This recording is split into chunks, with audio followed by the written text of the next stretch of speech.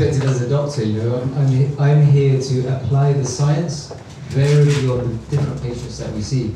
So when I started to come across personalized medicine, my journey was in 2007. I worked in the stem cell industry in San Diego, stem cell lab. And subsequently, I was always fascinated to drive these innovations into healthcare. Working in the NHS, it was really hard to get these innovations 16 years on. Yeah, 16 years on, they're still not widely available. Sorry to interrupt, is that a financial problem, or is it an acceptance of the new? I think that's a whole host of things. It's the way the system is set up, it's a big bureaucratic system, it's the way we're educated, the way we look at health as, define health. It starts with the very definition of health. And so when I started this approach, and I started looking at bringing together the science into a framework that would help me identify and create strategies for my patients. For every patient is slightly different, be the genetics, be their metabolism, be their calcification in their blood vessels. And so we created not the organ approach to health, which is looking at the structure of your organs, and that's what traditional medicine is delivered around, the structural integrity of your heart, your blood vessels, your liver health, your kidney health. And we think that's far too late to wait to see the damage within the organs. We created a look from science, based off science, the processes that are going on within your body at any given time to produce a state of health, number one. And number two, the processes that slow it down as we get older. Because dying is inevitable, aging is inevitable. It's just how we choose to go about it. And I do believe it's a choice if we're empowered with the data and the tools and the knowledge. So DNA is up there as epigenetics, and we differentiate genetics with epigenetics, and epigenetics is the ability to look at actionable information of the genes. I look at things like apolipoprotein E gene, MTHFR, COMT, CYP2D6, a liver detoxification gene. Can I just ask you to, sorry. Can you just explain something about, say, the MTHFR gene, like one of the most famous genes, but for some people might not have know their MTHFR profile. What sort of impact does not knowing that have on you?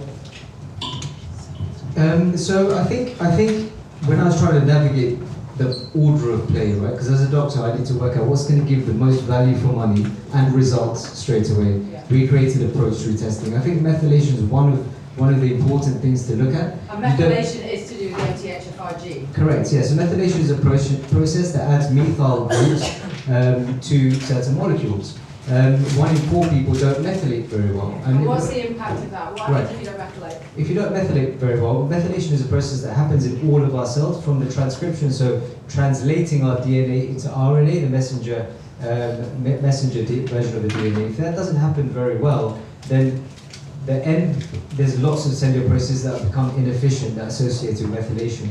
And so that can indirectly lead to disease, not directly lead to disease, can lead to anxiety propensity and depression and mood state disorders. Bipolar disease has been implicated with methylation. And the simple intervention off the back of it is giving you the right nutrient, whether it's SAMe, whether it's methylcobalamin, it's giving you the right prescription nutrient that you're missing, but you're unable to methylate. So that was a breakthrough for me. And I just want to add to that another simple thing that really blew my mind as a doctor when I was coming into personalized medicine was that as a doctor, you go into, as a GP in the UK, we're trained, if someone above 40 has a high cholesterol, we're giving them a lifelong prescription from that 10-minute consultation of a statin.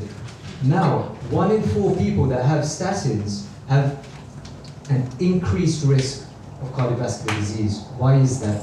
Because in their lipidology, their LDL cholesterol is raised, but if you break down the LDL cholesterol into its subfractions, if their subfractions are composed of lipoprotein A, and that's why we check the apolipoprotein E gene, if you've got an LPA driving your LDL high, and you take a statin, what's going to happen? Your cardiovascular risk increases. 25% of people on statins are having an increased cardiovascular risk. For me as a GP, trained in the UK medical system, this was like one of the most major moments where I was like, okay, the system has done its best that it can, but there is a big inherent problem. We're treating everyone as a regression to the curve. Everyone in this room will treat you the same, essentially. We're saying that if your markers are out, you young lady are the same as you there, Lisa, and you and Akira. So we're all slightly different. This genetics is a big part of that, but it's not the only part of that, because the other important part of that is how things have manifested in our biology from the way we've lived, right? And that's where these other important markers come in. Looking at the mitochondria health at a cellular level, how are you taking oxygen, making energy? How are you digesting your nutrients and absorbing them, delivering them through a healthy blood vessel system? Have you got elastic or rigid blood vessels? Are they becoming calcified and then becoming stiff? Toxins. Are we detoxing effectively? You know, and are we accumulating toxins? And we're going to come to environmental factors in a minute. I won't go on too long. Cell turnover. Are we replacing our aging cells, or are they becoming senescent and aging and pro-inflammatory? Why autophagy became very popular about 5 years ago. Immune system. We're in the age of inflammation now. Before it was fat-free, then it became sugar-free, and now it's about inflammation. Since COVID, inflammation is systemic. It's not just when you're in a crisis. It starts straight away. Nervous system activation and hormones. And your hormonal axis, your hypothalamic pituitary, adrenal thyroid axis, your sex hormones, your growth hormone, all of these need to be considered, because we're an orchestra in balance of all of these biological processes that is affected about bioenvironment. And a lot of biohacking is up here.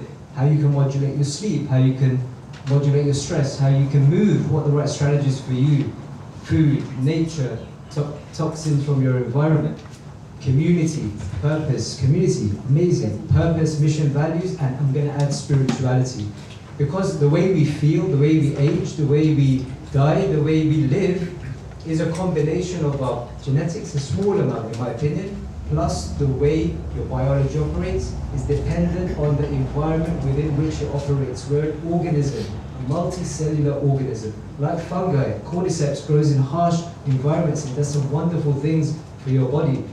We are living in environments that are extremely stimulating, and it's affecting our biology. And as a GP, because I still work in general practice in the NHS, in Lewisham 1 day a week, I'm so grateful to be applying these principles in practice. I'm seeing younger and younger children coming in with panic attacks, anxiety, ADHD, autism, autoimmunity in population. This is a big problem. We're in the middle of a health crisis and we can't see the effects of it yet. And this is why we do this. This is why we're all here. This is why we're all here. We need to help everyone understand that the way forward has to be through a personalized approach. It cannot be going back to the 1970s medicine to diagnose what is classified as a disease anymore from 1970s. We need to re-educate both patients, both doctors, both expert patients. We all need to re-educate. We all have a role in that, right? Most of those kids are vaccination deficient. That's the problem. They need more vaccines. That's a whole other show, right?